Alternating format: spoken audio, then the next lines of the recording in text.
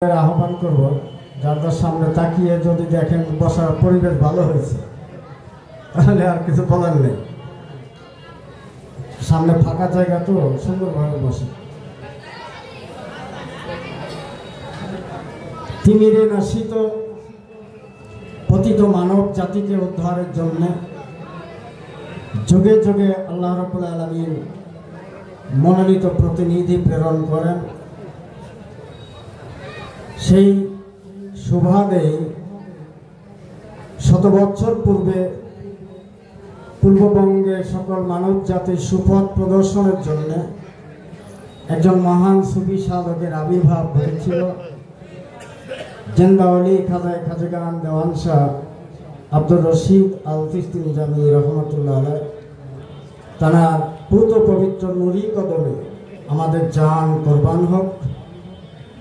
তানারই সুযোগ্য জামাতা এবং সৈয়দ আহমদ কাউসার আলী চিশতি আরবে জিন্দা শাহ রহমতুল্লাহ আলাইহির খলিফা বটে। শাহ সুফি আজিমউদ্দিন আল চিশতি নিজামী রহমতুল্লাহ আলাইহির ৮০তম ওরস মোবারক অনুষ্ঠিত হচ্ছে। দরবারে গদিনসীন আমাদের অত্যন্ত বট বৃক্ষের ন্যায় মনে করতাম জানাকে শাহ সুফি খাজা মুফাজ্জল হোসেন আল চিশতি নিজামী রহমতুল্লাহ আলাইহ, তানারই সুযোগ্য শাহজাদা শাহ সুফি বুলবুল আহমেদ আল চিশতি নিজামী সাহেব বিল্লাহকে স্মরণ করছি এবং তানার বড় শাহজাদা বর্তমান আমাদের রশিদিয়া সম্প্রদায়ে বলা চলে উজ্জ্বল নক্ষত্র এবং আমাদের প্রাণের স্পন্দন শাহ সুফি দাউদ আহমেদ আল চিশতি নিজামী সাহেব সহ মঞ্চের সকল সুধীজন, জ্ঞানীজন, গুণীজন সকলের প্রতি এই অভাজনের প্রেমের সালাম। জবান ছেড়ে উত্তর দিলে ভালো হবে। আসসালামু আলাইকুম ওয়া রাহমাতুল্লাহি ওয়া বারাকাতুহু। ভূমিকা নেওয়া যাবে না, সময় সংক্ষেপ। শাহ সুফি ফকির আতিকুর রহমান চিশতি সাহেব যে কথা বললেন এটা আমারও কথা। জিক্কা শরীফের মাটিতে এমনও লোক বসে থাকেন জানাদের হৃদয়ের মধ্যে আল্লাহর বারামখানা হয়ে গেছে, ঠিক না? বেজার হইলেন কোথায়? আমার ফরিদপুরের ভাষা বোঝা যাচ্ছে তো? জবান খুলে বলেন ঠিক কিনা? আপনারা জানারা যে ডিস্ট্রিক্ট থেকে আসেন না কেন, আমি মনে করি যখন জিক্কা শরীফ এসে আপন মুর্শিদের দরবারে পৌঁছে যান তখন এই জায়গার সম্মানে দামে আপনারা সকলেই সম্মানিত এবং দামি হয়ে যান, ঠিক না? কথা জোরে হয় না? আপনার ক্ষুধা লেগেছে খুব? কেমন দামি হয়? জিক্কা শরীফ বাজারে যান, কাপড়ের দোকানে থান কাপড় ছিলেন না? থান কাপড় যত দামি কাপড়ই আপনাকে দেখ, আপনি কি চুমো খাবেন? কথা বলেন একটু। চুমো খাবেন? খাবেন না। ওখান থেকে যদি একটু কাপড় কিনে এনে কোরআন শরীফের গিলাপ বানিয়ে দেয়, এবার কি গিলাপটা চুমো খাবেন না? কি বলেন, চুমো খাবেন না? এই ভাইজান না বাবাজিরা কথা বলেন না কেন? চুমো খাবেন না? কাপড় তো ভালো কাপড় ছিল থানের ভিতরে, ওখানে চুমো খেলেন না। এখন কোরআন শরীফে অল্প একটু কাপড় লাগাইলো, আপনি চুমো খান, ব্যাপারটা তাহলে থানের দাম নেই, দাম আছে কোরআনের, ঠিক না? দাম কার? কোরআনের দাম আছে বিধায় কোরআনের সঙ্গে যাহা স্পর্শ লেগেছে কোরআনের দামে তাহাও দামি হয়ে গিয়েছে, ঠিক না? ঠিক। তো জিক্কা শরীফ ধরে বলেন আল্লাহু আকবার। জিক্কা শরীফ, এই জিক্কা শরীফ প্রাধান্য পেয়েছে আল্লাহর ওলিদের দ্বারায়, ঠিক না? আল্লাহর ওলিরা দামি না আমি দামি? কত বড় দামি? অনেক দামি। সেই দামি জায়গায় যখন আমাদের মতো পাপীরা পৌঁছে যায় তাদের দামের গুণে তারা জাত, আমরা সেফাত, ওই জাতের দামের গুণে সেফাতও দামি হয়ে যায়, কথা ঠিক কিনা? যার কারণে ওরসে আসলে কতগুলো আদব আছে। তার 1 নম্বর আদব হলো পীর যাহা বলবে সেটা পালন করা। মাইকে বলেছে আপনাদের দরবারে এসে বসতে, মাশাআল্লাহ আমি কয়েক বছর পরে এই জায়গাতে আসলাম। এর আগে প্রতি বছরই আসতাম। তো আমার ভালো লেগেছে, কথাটা শোনা মাত্র সকলেই এসে সুন্দরভাবে বসে গেছে, ভালো লাগলো সত্যিকারই। অনেক জায়গাতে বসে না, বারবার বলার পরেও বসতে চায় না। এত সুন্দর পরিবেশ, অল্প সময়ের মধ্যে আমি একটা জায়গায় একটা আলোচনা দিয়ে ছেড়ে দেবো ইনশাআল্লাহ। মোহাম্মদ একটু দরুদ শরীফ পড়ি। আল্লাহুম্মা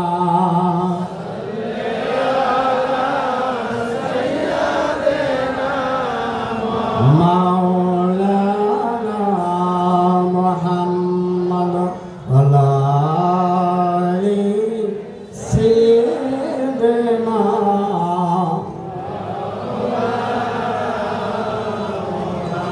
আমার আল্লাহ নিজেই আশিক হয়ে দুস্তি করলেন যার সাথে, জোরে বলি মারহাবা। দেখেন আল্লাহর নামের সনে নাম মিলায়া, আল্লাহর নামের সনে নাম মিলায়া নাজিল হলো কলমাতে। আল্লাহুম্মা সাইয়্যিদিনা মাওলানা ওয়া আলি।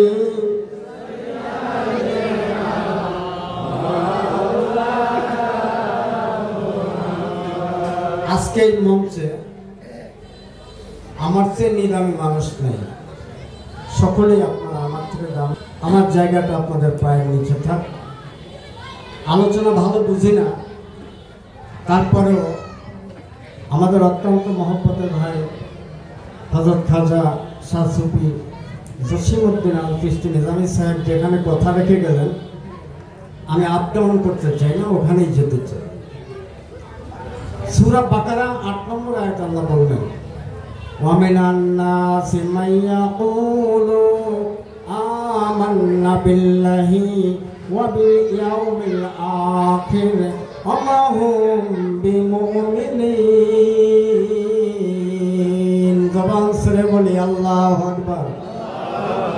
আল্লাহ রাব্বুল আলামিন বলে দিলেন, ও বন্ধু, কিছু লোক আপনার কাছে আসবে এবং বলবে আমান্না বিল্লাহ, আমরা আল্লাহর উপরে ঈমান এনেছি, ওয়া বিল ইয়াউমিল আখির, এবং আখিরাতের যতগুলো সেন্টার আছে, সেক্টর আছে, সকলের প্রতি ঈমান এনেছি।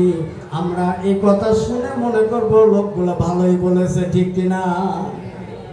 এবার বিশ্বের কোনো মুফতি ফতোয়া দেয় না, কোনো মুফাসসির ফতোয়া দেয় না, বিশ্বের কোনো নেতা ফতোয়া দেয় না, কোনো নবী রাসূল ফতোয়া দেয় না। কুল কায়নাতের মালিক আল্লাহ রাব্বুল আলামিন বলে দিলেন, ওমা হুম বিমুমিনিন, এর একজন লোক ঈমানদার না। হায় হায় বেজার না? ওরা বলতেছে ঈমান আনছে কার উপরে? আল্লাহর উপরে। সূরা বাকারা 8 নম্বর আয়াত। এরপর ঈমান আনছে না আখিরাতের উপরে। আল্লাহ কয় একজন ঈমানদার না। আল্লাহর লগে পাল্লা করা যাইবনি? জোরে বলেন সে যাইবনি? আল্লাহর সঙ্গে পাল্লা করলে হবে হিজবুশ শায়াতিন, কথা ঠিক না? এবার তাহলে আল্লাহর পর ঈমান আনলে তাকে ঈমানদার আল্লাহই বলে নাই, ঈশ্বরদের দোষ দিবেন না। যদিও হবে মোল্লারা থাকে না, এই সমস্যা নেই। ইউটিউবে দেখেন, সারা বাংলায় আমরা চ্যালেঞ্জ করতেছি, মিলাদ নিয়ে, কিয়াম নিয়ে, কদম বসি নিয়ে, আহলে বাইত নিয়ে, গাদেরি খুন নিয়ে আছে, আমাদের চ্যালেঞ্জ আছে ইনশাআল্লাহ। ও বাবা জিরা, আল্লাহ বলল আমার পর ঈমান আনলে ঈমানদার হও না, আখিরাতের পর ঈমান আনলে ঈমানদার হও না। কতক্ষণ পর্যন্ত হও না? সূরা হুজরাতে আল্লাহ রাব্বুল আলামিন বলে দিলেন, ওয়া আমিনু বিল্লাহি ওয়া রাসূলিহি, যারা ঈমানদার তাদের দুটো মাত্র শব্দ, আমরা ঈমান এনেছি আল্লাহর উপরে এবং ঈমান এনেছি আল্লাহর রাসূলের উপরে। বলেন সুবহানাল্লাহ।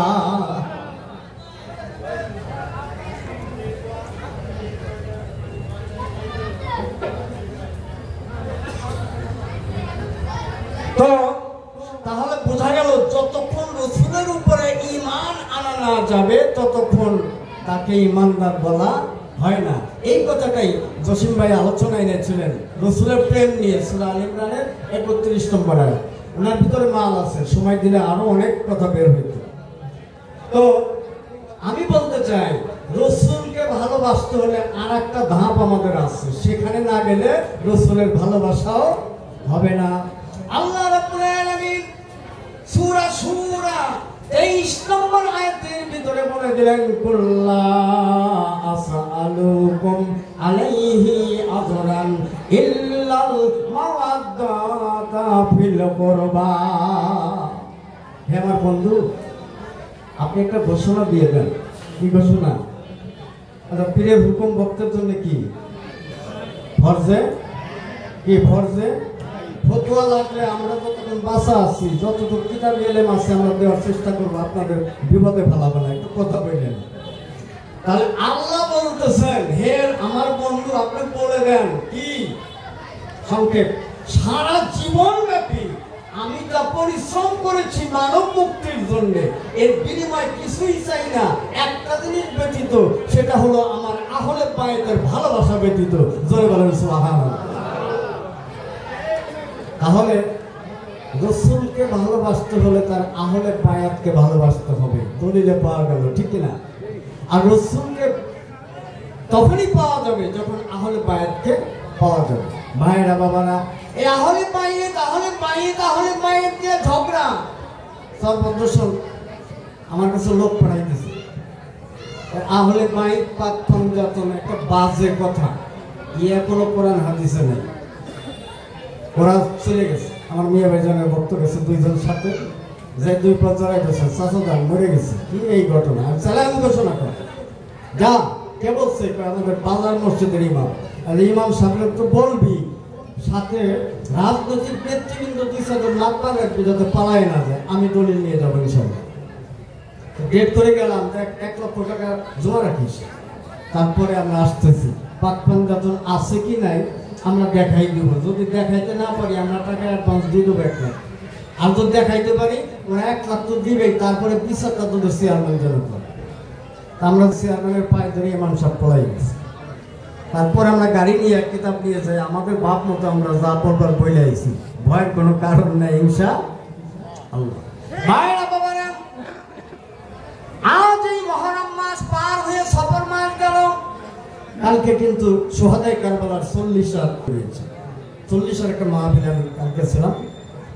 তো এই 61 হিজরির থেকে একটু বলে নেই, তারপর পাকপঞ্জতনের কাছে যাই। 61 হিজরির থেকে মুসলমান মৌলিকভাবে দুইটা ভাগ হয়েছে। একটা হলো হুসাইন রাদিয়াল্লাহু আনহুর পক্ষে যারা সাপোর্ট করলো, আজও যারা করে, কিয়ামত পর্যন্ত তারা হবে ইমানদার মুসলমান। আর যারা কুখ্যাত লম্পট ইয়াজিদকে সাপোর্ট করলো, ইমাম আল্লামা জালালউদ্দিন সিয়ুতি রাহমাতুল্লাহ আলাইহি তিনি কিতাবুল বাহরানের ভিতরে লিখলেন, তাদেরকে যদি মুসলমান বলা হয় আগে মুনাফিক বলে নিতে হবে। ইয়াজিদের পক্ষের লোককে বলতে হবে মুনাফিক মুসলমান, আর হুসাইনি পক্ষের লোকদের বলতে হবে খাঁটি মুসলমান। আমরা কোন দলে? একটু হাত উঁচু করেন। বাপ হলে পাক পাঞ্জাতন ইয়ালি ইয়ালি ইয়ালি মুশকিল কুশা বাহাকে লা ইলাহা, আল্লাহ কবুল করুন, আমিন। আমরা হুসাইনি মুসলমান। আমাদের তরিকার নিয়ম কি? আমরা নবীকে জিন্দা নবী মনে করি, কথা ঠিক না? আমরা নবীকে নূর নবী মনে করি, কথা ঠিক না? নবী হাতের নাচের মনে করি, কথা ঠিক না? আমরা দাঁড়িয়ে কিয়াম করি, কথা ঠিক না? আমরা মুর্শিদ ভর্তি মাজারে যাই, মাজারওয়ালা জিন্দা কোরআনের দলিল মোতাবেক আমরা মাজারে যাই, কথা ঠিক না? এটা হুসাইনি মুসলমানের নমুনা। এর বিপরীতটা ইয়াজিদি। এক কথায় পাড়ি দিলাম, ঠিক আছে? আমি অনুরোধ করলাম জিদ্দার পবিত্র ভূমিতে দাঁড়িয়ে, যারা টাকা পয়সা দিয়ে ইমাম রাখছেন, ইমাম সাহেব মিলাদ পড়ে না, দাঁড়িয়ে কিয়াম করে না, আপনি তাদের বেতন দিয়েন না। আপনি মরিদান, আপনি হুসাইনি মুসলমান, তার পিছনে নামাজ পড়েন না, কারণ তারা হুসাইনের মস্তক কর্তন করে সামনে কেড়ে রেখে নামাজ পড়েছিল। ওদের সাথে আমাদের নামাজ এক হতে। এটা আশরাফ ভাইদের এলাকায় গেছি, তালুক সরদোয়ারে চিঠি আছে, হুজুর আপনারা তো ভালো কথা কান, মুকুটে ভালোই লাগে, কিন্তু আপনারা চলে গেলে আপনাদের তরিকার লোক নামাজ পড়ে না, আপনি একটু বললে যায় যাতে নামাজ পড়ে।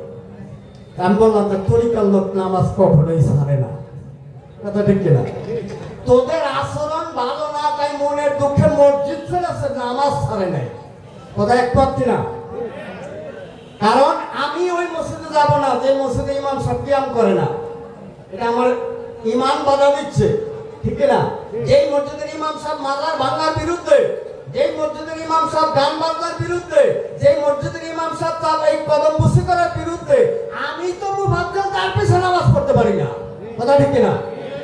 কারণ আমাদের যেই দিনে বায়াত পড়েছি ওই দিনে কিয়ামত পর্যন্ত আমাদের ইমাম ঠিক হয়ে গিয়েছে, ঠিক না?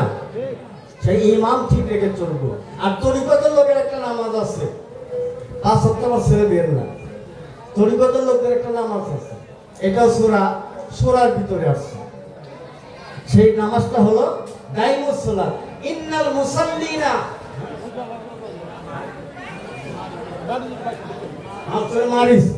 সূরা মারিস আল্লাহ মাফ করুন 23 নম্বর আয়াত। ইন্নাল মুসাল্লিনা আল্লাযিনা হুম আলা সালাতিহিম দাইমুন, আল্লাহ বলতেছে যারা সারাক্ষণ নামাজে রত থাকে ওরাই মুসল্লি। জোরে বলেন সুবহানাল্লাহ। ওদিকে ভাঙতে যাব না, কারণ ওই নামাজ আমাদের একটু না একটু জানা আছে। যারা জানি না বাজান, আপন মসজিদের থেকে একটু জেনে নেওয়ার চেষ্টা করেন, তাহলে অবিরাম সালাত চলতে থাকবে, ঠিক না বেটি? ভাইরা বাবার আমি বলতেছিলাম, তাহলে আমরা হুসাইনি মুসলমান, আমাদের একটা কিস্তি আছে, ওই কিস্তির নাম হল আহলে বাইত পাক পাঞ্জাতন মাসালু আহলে বাইতি কামাসলাহু সফিনাতুন নুহিন মান দাখালা ফানাজি। আল্লাহর হাবিব বলেন, আমার আহলে বাইত হলো নূহ নবীর কিস্তির মতো, ওই কিস্তিতে যারা উঠবে তাদের আর কোনো ভয় নাই, অবশ্যই তারা নাজাত পাবে। কোরআনের দলিল দেই, বিসমিল্লাহির রহমানির রহিম। মারাজাল বাহরাইনি ইয়ালতাকিয়ান বাইনাহুমা বারযাখ লা ইয়াবগিয়ান ফাবিআইয়ি আলাই রাব্বিকুমা তুকাযযিবান ইয়াখরুজু মিনহুমা লুলু ওয়াল মারজান ফাবিআইয়ি আলাই রাব্বিকুমা তুকাযযিবান। সকলে বলি আল্লাহু আকবার। সূরা আর-রহমান, সূরা আর-রহমান আয়াত নম্বর 19 থেকে 22। আল্লাহ পাক রব্বুল আলামিন যে কথাগুলো নাযিল করেছেন, সাধারণ অর্থ অনেক কিছু লিখেছে যা আমাদের ভালো লাগে নাই। তাফসীর খুঁজতে খুঁজতে খুঁজতে খুঁজতে জসিম ভাই এবার দেখি তাফসীরে দুররে মনসুর, সুবহানাল্লাহ বলে, রসুলটাও বলে দেই। তাফসীরে দুররে মনসুর ইমাম জালালউদ্দিন সিয়ুতি রহমাতুল্লাহ আলাইহি, তিনি হলো রচনাকারী। এই তাফসীরে দুররে মনসুরের 6ষ্ঠ খণ্ড 142 এবং 143 নং পৃষ্ঠার ভিতরে এই আয়াতের ব্যাখ্যা করে বলতেছেন, দুদিক দিয়ে দুইটা নদী প্রবাহিত হয়ে যায়। একটি নদী হলো মাওলা আলী, আর একটা নদী হলো মা ফাতেমা। জোরে বলেন না সুবহানাল্লাহ, আরো চিল্লায় বলেন সুবহানাল্লাহ। এটা আমাদের তরিকার পীর সাহেবরা লেখে নাই, এটা করেছেন আন্তর্জাতিক খ্যাতি সম্পন্ন মুফাসসির কোরআন ইমাম আল্লামা জালালউদ্দিন সিয়ুতি রাহমাতুল্লাহ আলাইহি, যার কিতাব তাফসীরে জালালাইন শরীফ না পড়লে আলিয়া তো আলেম হওয়া যায় না, কাউমি তো আলেম হওয়া যায় না। এইরকম একজন ব্যক্তি বলেছেন। আর কি বলেছেন? বাইনাহুমা বারযাখ লা ইয়াবগিয়ান, ওই দুই নদীর মাঝখানে একটা বারযাখ রয়েছে। ওই তাফসীরি কারণ তাফসীরে দুররে মনসুর 6ষ্ঠ খণ্ডে 142 এবং 143 নং পৃষ্ঠায় বললেন, এটা বর্ণনাকারী আবার হযরত জাবের রাদিয়াল্লাহু তাআলা আনহু।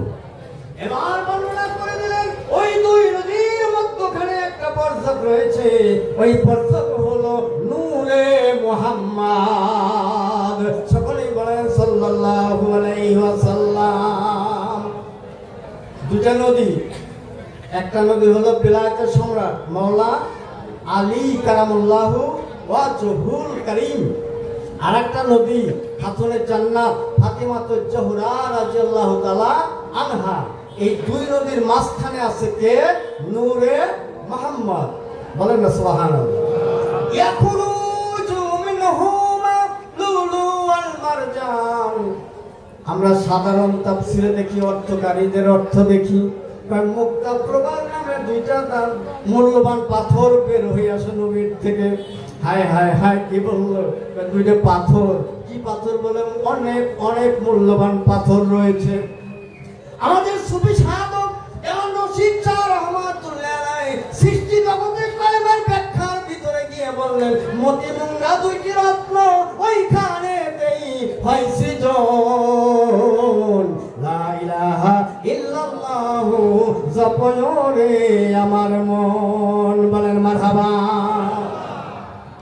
তিনি আরেকটা জায়গায় গিয়েছেন, মতিমুঙ্গার জায়গা। আমি ওদিকে গেলাম না, ওটা আতিক ভাইয়া বলবে। আমি যাচ্ছি তাফসির থেকে। তাফসিরে বললো ওই দুই নদীর থেকে বের হয়ে আসে মূল্যবান দুটি রত্ন। কয়টা রত্ন? আপনাদের কষ্ট হয়?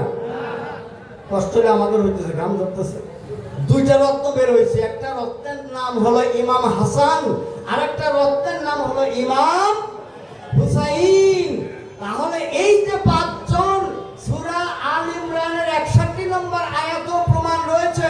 মুবাহালা করতে গিয়েছিল সেই খ্রিস্টান পাদ্রী সুরাবিলের সাথে, সেই দিনও কিন্তু পাঁচজনই উপস্থিত ছিলেন। কথা ঠিক না? এই পাক পাঞ্জাতন আমাদের জিক্কা শরীফের তালিমে পাক পাঞ্জাতন মানব দেহের মধ্যে নগদ বিরাজমান। আমি ওখানে আসবো না, আজকে সময় কম। তো এই পাক পাঞ্জাতনকে আল্লাহ রাব্বুল আলামিন এইভাবে সাজিয়ে পাঠালেন দুনিয়াতে। আমার রাসূল এই জন্য বলতেন, আমার হাসান আমার হুসাইন হলো রাইহানে তাইয়াম, অর্থাৎ সুগন্ধি। দুনিয়ার মধ্যে সর্বশ্রেষ্ঠ দুটো সুগন্ধি রত্ন হলো আমার ইমাম হাসান, ইমাম হুসাইন। তাদের বিরুদ্ধে যারা চলে, তাদের বিরুদ্ধে যারা বলে, তাদেরকে যারা গলা কেটেছিল, আমরা যদি ইমানদার দাবি করতে চাই, তারপরে সুপ্রে হুজুরে মাগার ইমানদার হুজুর হতে হলে আহলে বায়াতের কদমের নিচে নিজেদেরকে কুরবান করতে হবে। কথা ঠিক কিনা? ধরে বলেন ঠিক কিনা? প্যারা হাজিরিন, সেই শিক্ষা নিয়ে, সেই তালিম নিয়েই কিন্তু আমার খাজা বাবা এসেছিলেন ভারতবর্ষে। আমার খাজা বাবা রুহানি জেসমানি উভয় দিক দিয়ে আওলাদের রাসূল, রুহানি জেসমানি উভয় দিক দিয়ে আওলাদের রাসূল।